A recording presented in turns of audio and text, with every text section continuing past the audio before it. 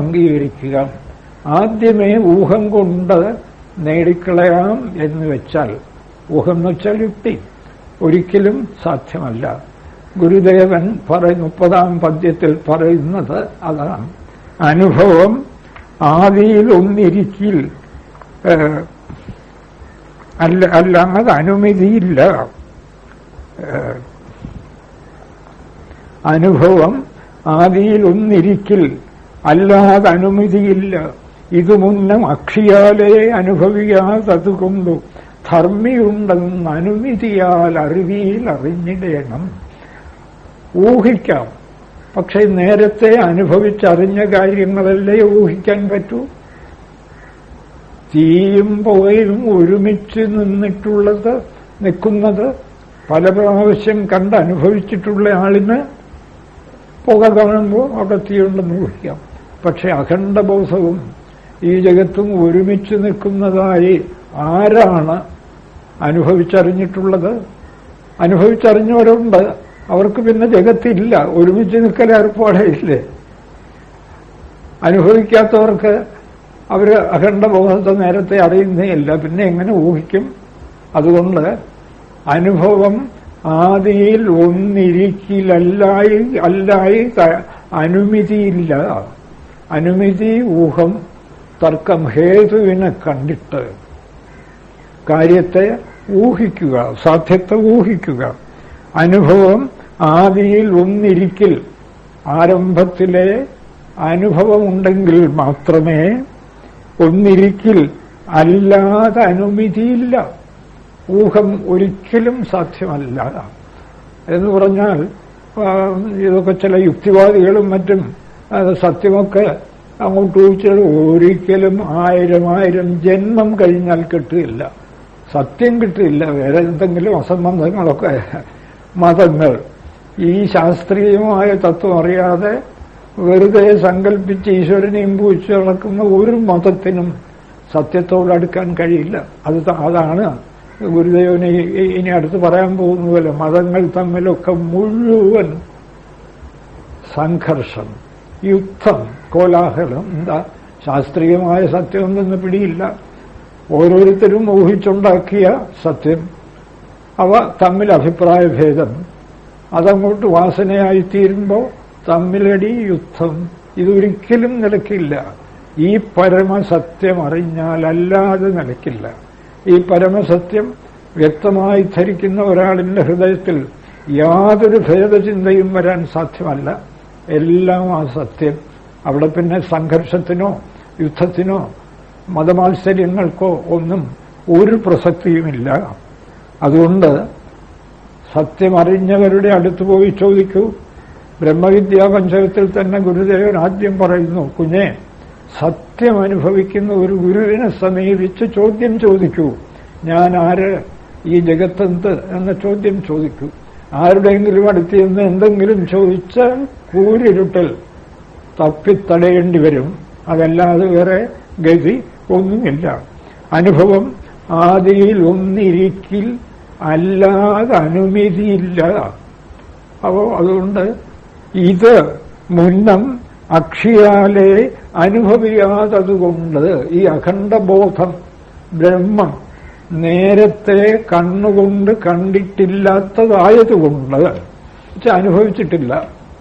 അനുഭവിച്ചിട്ടില്ലാത്തതായതുകൊണ്ട് ബ്രഹ്മത്തിനും ബോധത്തിനും തമ്മിലുള്ള കൂട്ടുകെട്ട് ഒരിക്കലും തർക്കം കൊണ്ട്, ഊഹം കൊണ്ട്, യുക്തി കൊണ്ട് കണ്ടെത്താൻ സാധ്യമല്ല. നേരെ മറിച്ച് ഗുരുദേവനെ പോലുള്ളവർ, നേരത്തെ നാം പദ്യം പറഞ്ഞില്ലേ, അണുവറിവിൻ മഹിമാവിൽ അംഗമില്ലാതണയും അഖണ്ഡവുമെന്ന് പൂർണ്ണമാകും അനുഭവിയാതറിവിയില്ല. ഇത് യുക്തി കൊണ്ട് ഊഹിച്ചറിയാൻ ഒരിക്കലും സാധ്യമല്ല. അനുഭവിയാതെ, അനുഭവം ആദിയിൽ ഒന്നിരിക്കിലല്ലാതെ അനുമതിയില്ല. ഇത് മുന്നം അക്ഷിയാലെ അനുഭവിയാതതുകൊണ്ട്, അനുഭവിക്കാത്തതായതുകൊണ്ട്. ഇത് എന്ന് പറഞ്ഞാൽ ഈ അഖണ്ഡബോധബ്രഹ്മം നേരത്തെ അക്ഷി കൊണ്ട്, കണ്ണുകൊണ്ട് അനുഭവിക്കാതായതുകൊണ്ട് ധർമ്മിയുണ്ടെന്ന് അനുമതിയാൽ അറിവിയില്ല.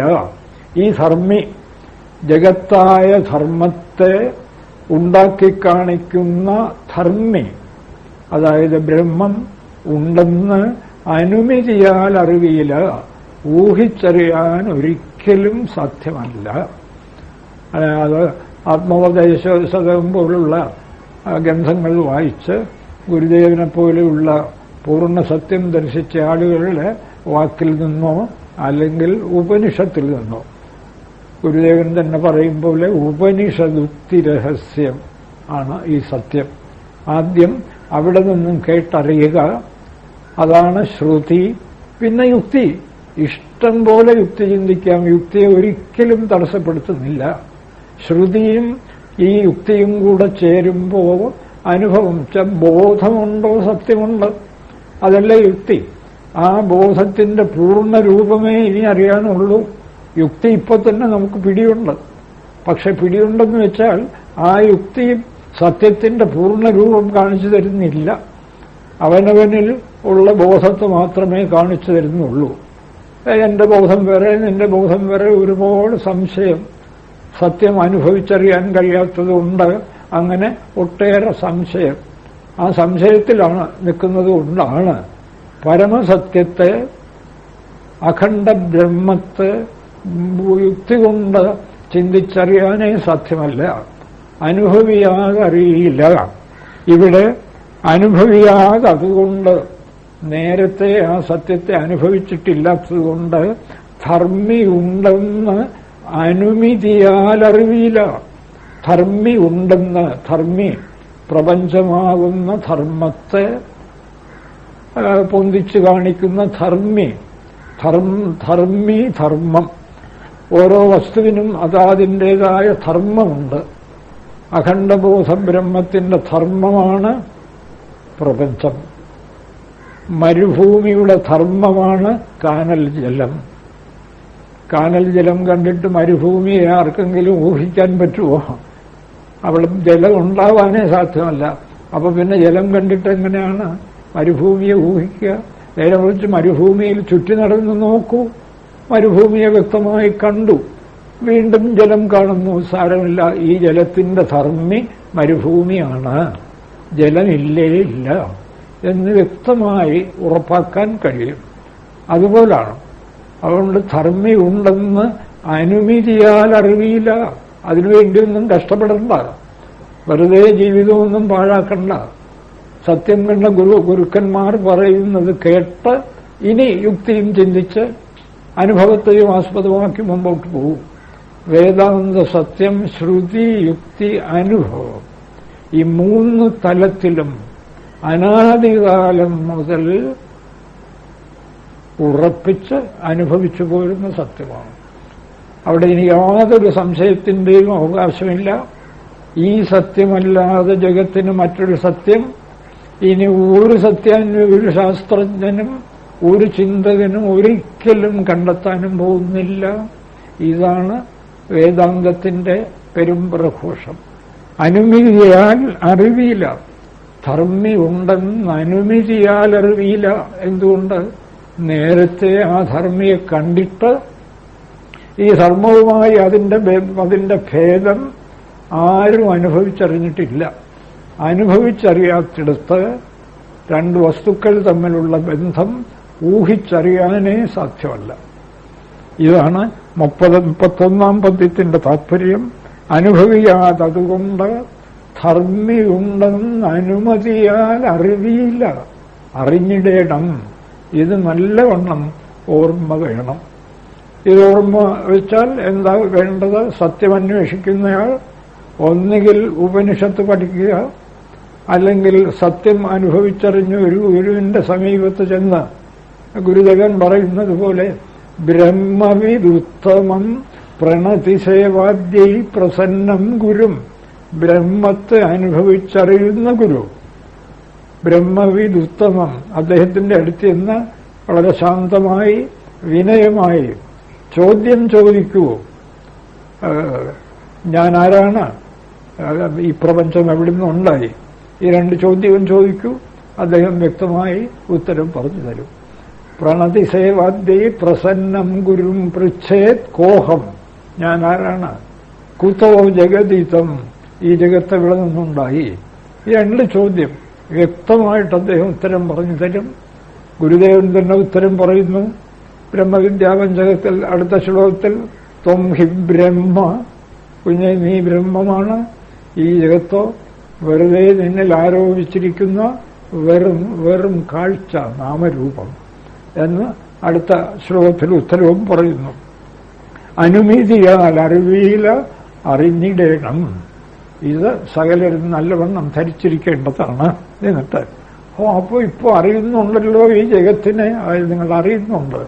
പക്ഷെ നിങ്ങൾ ധർമ്മിയെ അറിയുന്നില്ല, ധർമ്മത്തെയാണ് അറിയുന്നത്. അറിവതു ധർമ്മിയല്ല, ധർമ്മമാം. ഈ അരുളിയ ധർമ്മി അദൃശ്യമാകയാലേ ധരമുതലായവ ഒന്നുമില്ല. താങ്ങുന്നൊരു വടിവാം അറിവുള്ളതോർത്തിടേണം. ഇവിടെയൊക്കെ അത്യന്തം സ്പഷ്ടമായി ഉറപ്പായി ഗുരുദേവൻ സത്യം നമ്മുടെ മുമ്പിൽ വെക്കുകയാണ്. വേണ്ട പോലെ ഈ ശ്ലോകങ്ങളൊക്കെ അറിഞ്ഞ് മനനം ചെയ്യാൻ സാധിച്ചാൽ അതിൽ പരം പിന്നെ മറ്റൊന്നും വേണ്ട. ഒരു ഉപനിഷത്തും വായിച്ചു തീരുന്നില്ല. ആത്മോപദേശ ശതകം പോലുള്ള കൃതികൾ വായിച്ചുറപ്പിക്കാമെങ്കിൽ. അറിവതു ധർമ്മിയല്ല. നമ്മളിവിടെ സൂര്യനെ അറിയുന്നു, ബ്രഹ്മാ വിഷ്ണു മഹേശ്വരന്മാരെ അറിയുന്നു. എന്നുവെച്ചാൽ അവരുടെ രൂപം, ആ ബ്രഹ്മാവിന്റെ രൂപം ഇന്നതാണ്, വിഷ്ണുവിന്റെ രൂപം ഇന്നതാണ് എന്നൊക്കെ അറിയുന്നുണ്ടല്ലോ. നാമവും രൂപവും എവിടെ കടന്നു വരുന്നോ അത് ധർമ്മമാണ്, വസ്തുവല്ല. വസ്തു, നാമം, രൂപം. നമ്മൾ പലപ്പോഴും ചർച്ച ചെയ്തിട്ടുണ്ടല്ലോ. ആഭരണങ്ങൾ, സ്വർണം വസ്തു, 1000 ആഭരണങ്ങൾ, നാമവും രൂപവും. ഒരു രൂപം, ഒരു നാമം. ഇത് സ്വർണത്തിന്റെ ധർമ്മമാണ്. സ്വർണം വസ്തു, അതിലെ ധർമ്മമാണ് നാമവും രൂപവും. അനേകം മൺപാത്രങ്ങൾ ഉപനിഷത്തിന്റെ ദൃഷ്ടാന്തങ്ങളാണ്. മണ്ണ് വസ്തു, പാത്രത്തിലെ പാത്രമെന്ന നാമവും രൂപവും അതിലെ സ്വഭാവം അഥവാ ധർമ്മം. വസ്തു അഥവാ സ്വഭാവം. ധർമ്മി അഥവാ ധർമ്മം. അപ്പൊ നമ്മളീ കാണുന്നതൊക്കെ ധർമ്മമാണ്. ധർമ്മി എന്താണെന്ന് നമുക്ക് നിശ്ചയമില്ല. അറിവത് ധർമ്മിയല്ല, അറിയുന്നത് വസ്തുവിനെ അല്ല. ഇവിടെ ആരറിഞ്ഞാലും ഏത് ശാസ്ത്രജ്ഞന്മാരെ ഒന്നും നമ്മൾ കുറ്റം പറയല്ലേ. അവരൊക്കെ അതിബുദ്ധിമാന്മാർ. പക്ഷെ അവര് ഏത് ഗ്രഹത്തിൽ പോയി എന്തന്വേഷിച്ചാലും അവരറിയുന്നത് ധർമ്മമാണ്, നാമരൂപങ്ങളാണ്. ഒരു പുതിയ കണ്ടുപിടുത്തം എന്ന് പറഞ്ഞാൽ പുതിയൊരു രൂപവും പുതിയൊരു നാമവും. അതിലെ വസ്തു എന്താണെന്ന് അവർക്ക് നിശ്ചയമില്ല. ഈ കണ്ടുപിടുത്തങ്ങളൊക്കെ അങ്ങനെയാണ്. ഇപ്പൊ വെള്ളം, ഓക്സിജനും ഹൈഡ്രജനും ആണ് വെള്ളം. വളരെ സന്തോഷം. ഓക്സിജനും ഹൈഡ്രജനും വെള്ളമെന്ന നാമരൂപത്തെ വിശകലനം ചെയ്ത് കണ്ടെത്തിയ വേറെ 2 നാമരൂപങ്ങൾ. വസ്തു എന്താണെന്ന് ആർക്കാ നിശ്ചയം?